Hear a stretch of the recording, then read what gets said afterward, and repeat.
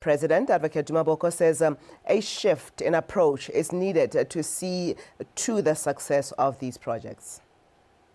This morning marks not just the launch of a process, but the igniting of a paradigm shift, a shift in mindset, a fundamental change in approach, as well as in the execution of our development plans, programs, and projects for better and meaningful results. Today, as we launch the Botswana Economic Transformation Program, BETP Labs, we signal that the time for ideas alone has passed, and now it is time for delivery. This is the primary message and theme that must sink into our collective conscience from here forward. Just a few weeks ago at the Strategic Cabinet Workshop, I reminded the nation that the old ways will not take us to a future that we all desire, a future of prosperity, inclusivity, and rapid economic growth in which everyone, without exception, benefits meaningfully. That message still rings true today. It cannot be business as usual. We gather here today not to tinker around the margins or the edges, but to set in motion the solemn and hard work of transformation. I'm pleased to announce that at the Strategic Cabinet Workshop, to which I've alluded, we reached a consensus on the development direction we ought to take as a nation. Cabinet aligned around a bold and inspiring vision, our true north. That true north envisions a high-income status Botswana that is digitally enabled, export-driven, people-centric, and economically diversified. A Botswana in which every citizen enjoys equal opportunity, is employed, empowered, and fulfilled. That's our true north. A high-income status Botswana that is digitally enabled, export-driven, people-centric, and economically diversified. A Botswana in which every citizen enjoys equal opportunity, is employed, empowered, and fulfilled. This true north is the yardstick by which we will now measure every reform, every regulation, every program. From now onward, practical steps will be taken to ensure that all our policies enable, not hinder, our journey to reach that true north. The strategy comprises expert-led processes which are implementation-based and focus on specific actions and deliverables by various government ministries and agencies, including parastatals and state-owned enterprises. We must rally behind this vision, united and with the requisite discipline and urgency. The true north is now our compass. The time for fragmentation is over, and the time for aligned delivery has begun.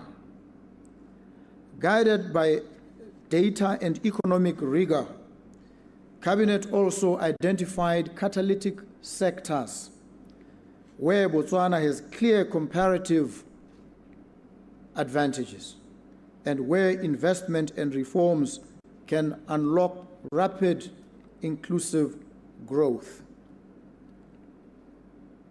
We enumerate these as: 1, agriculture, to ensure the attainment of food security, rural development, and agro-industrial opportunities. We need to raise agriculture's contribution to the GDP from the present levels of 2% to at least 6% in the immediate term.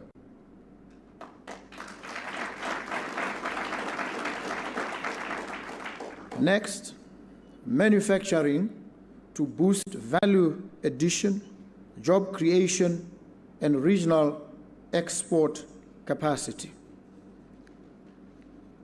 The third, infrastructure as a foundation for all growth, especially in transport, logistics, and utilities. We must be intentional about positioning our country as the best logistics hub in the SADC region in terms of surface transportation and air transportation. Air transportation. We are strategically located. Geography has conspired in our favor, and we must take full advantage of the conspiracies of divinity that have placed us in the strategic geolocation in which we are as a country. People travel from places, fly over Botswana to get to places far in order to return here when they are visiting. We need to ensure they fly straight, as the crow does, to our country. We cannot hope to achieve this unless we build robust, climate-resilient infrastructure. Next, financial services and digitalization. We need to position Botswana as a modern, smart economy and a regional fintech hub. The next is tourism. Our natural heritage must be harnessed for sustainable growth and cultural identity. Next, we have energy, water, and mining, with a push towards renewable energy, water sufficiency and distribution, mining diversification, and downstream beneficiation. And last, just in the ordering, but by no means least, social sectors, education, healthcare, and social protection, because no nation can transform if its people are left behind. Radical reforms are needed to build the best healthcare program and transform the education system, both in terms of curriculum and methods of delivery. These sectors that we've identified are not random. They are strategic, deliberate, and are where our true north will become tangible. The BETP labs that we are launching today represent a critical turning point in our journey toward a high-income status economy. As I said at the launch of the program, gone are the days of abstract strategies and noble intentions buried in mountains of reports. Today, we pivot from vision to velocity and from ambition to action. For decades, we have leaned and relied heavily on diamonds. While they served us well, we now painfully have realized that this model is nearing its end. Rising youth unemployment, underutilized talent, and untapped potential threaten our cohesion as a society. This is no longer just an economic challenge. It is a national, social, existential threat that impels us to address and correct. Over the last 5 weeks, since we began work on the BETP, we have been truly inspired. The response, both locally and internationally, has been overwhelming. Men and women from all walks of life have raised their hands to be part of the reform and the moment. Entrepreneurs, farmers, innovators, financiers, community leaders, Botswana and friends of Botswana have all come forward, united by a common conviction that we can and we must transform this economy.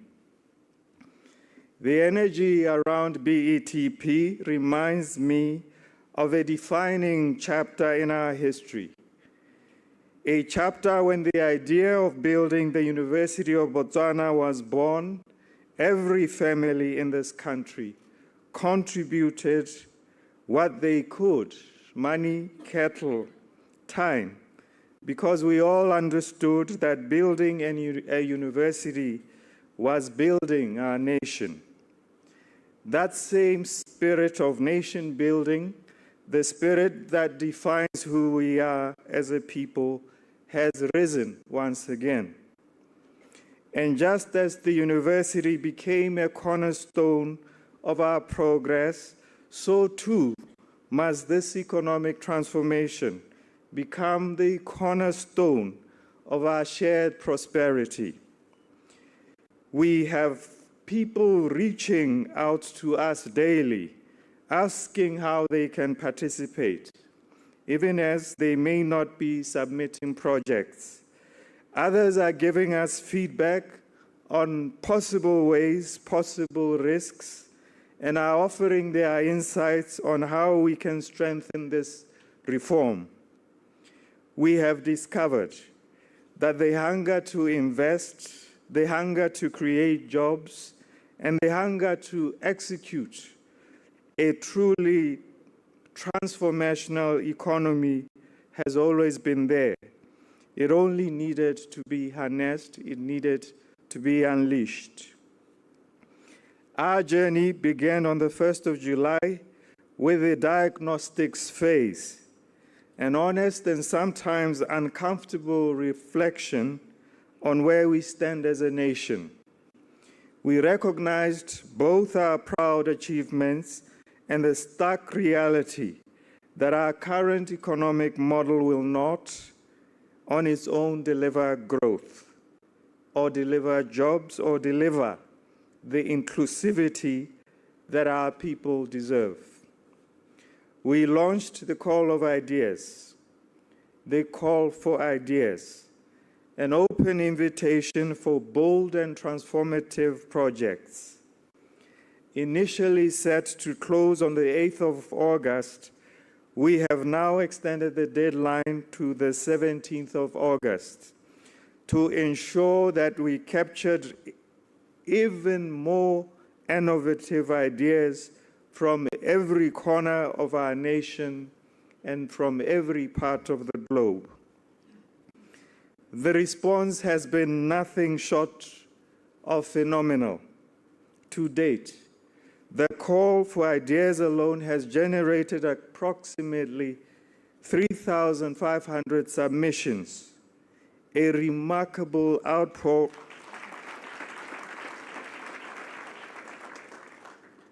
I was wondering when that was to come. A remarkable outpouring of creativity and ambition from both Botswana and international partners. It proves that Botswana are not content to be spectators in their economic future, and that friends of Botswana around the world are ready to stand with us as the architects of that future. We are also considering the list of public sector projects which were shared by government ministries, agencies, and departments to the National Planning Commission in preparation for the National Development Plan 12 to strengthen project prioritization. The Cabinet workshop was held on the 23rd to the 24th of July. It is here that Cabinet ministers landed on the true north. Together we identified priority sectors that will serve as the engines of transformation. This unity at the highest level of government has given the BETP not only a strategic clarity, but also an unwavering political mandate to act boldly.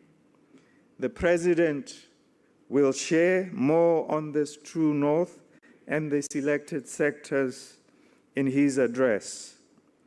Over the last week, the technical team began a rigorous process of filtering all submissions.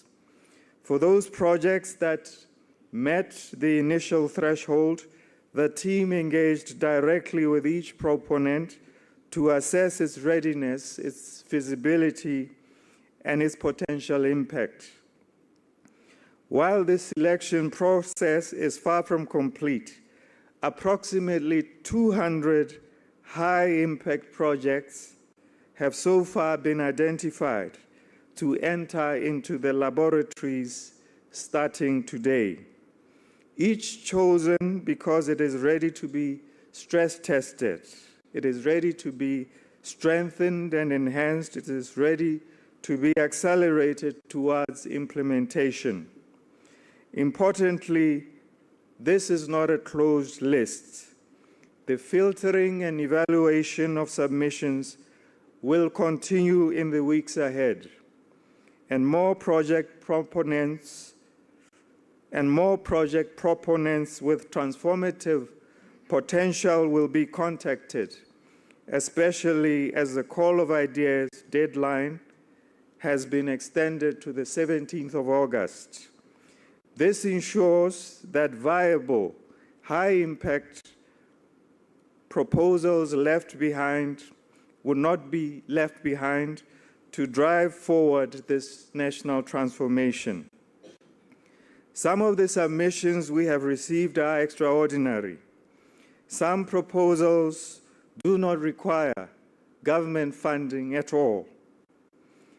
Exactly the kind of projects we were hoping for, especially in this time of tight public finances. And let me be clear that there is no reason why a project that already has the funding should be stalled simply because of regulatory red tape. Our task is to design agreements and solutions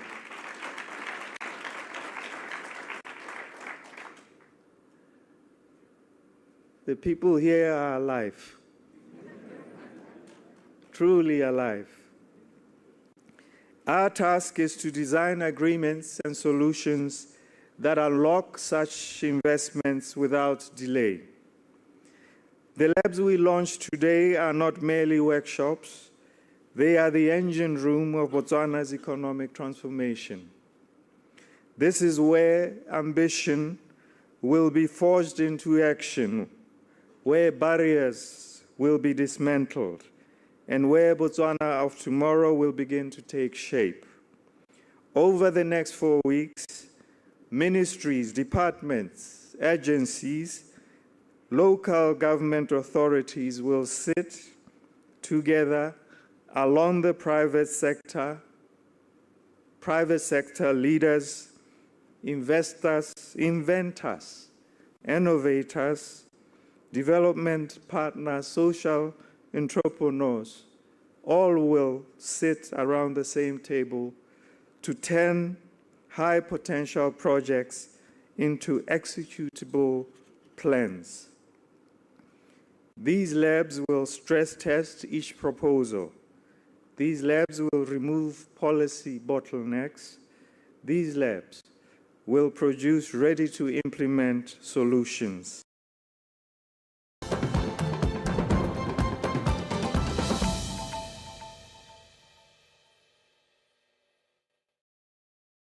The cost of care is one thing that is, cannot be dilly-dallied anymore.